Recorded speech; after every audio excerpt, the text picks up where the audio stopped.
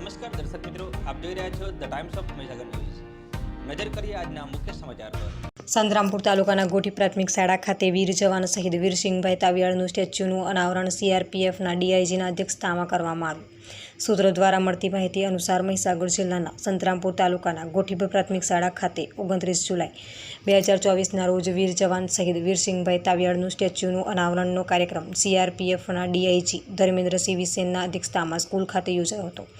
જેમાં આ કાર્યક્રમમાં સીઆરપીએફના ડીઆઈજી ધર્મેન્દ્રસિંહ વિસેન અને આસિસ્ટન્ટ કમાન્ડન્ટ દિનેશચંદ્ર ચંદેલ તથા તેમની સાથે આવેલ તેમની બંને ટીમો દ્વારા અને શહીદ વીર જવાનના પરિવારજનો દ્વારા તેમજ સ્કૂલના શિક્ષક સ્ટાફગણની ગ્રામજનો દ્વારા અને પત્રકાર મિત્રો દ્વારા આ શહીદ વીર જવાનને ફૂલહાર ચડાવી શ્રદ્ધાંજલિ આપવામાં આવી હતી।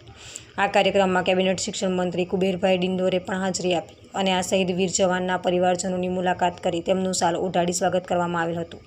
અને આ કાર્યક્રમમાં સીઆરપીએફના ડીઆઈજી ધર્મેન્દ્રસિંહ વિસેન અને assistant commandant CRPF Dineshchandra Chandel દ્વારા આવેલ તમામ મહેમાનોનું તથા ગ્રામજનોનું અને પત્રકાર મિત્રોનું પણ સ્વાગત કરવામાં આવ્યું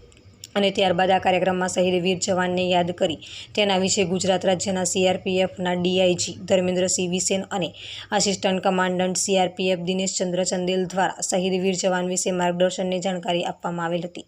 અંતે આ કાર્યક્રમને સંપૂર્ણ રીતે પૂર્ણ જાહેર કર્યો હતો।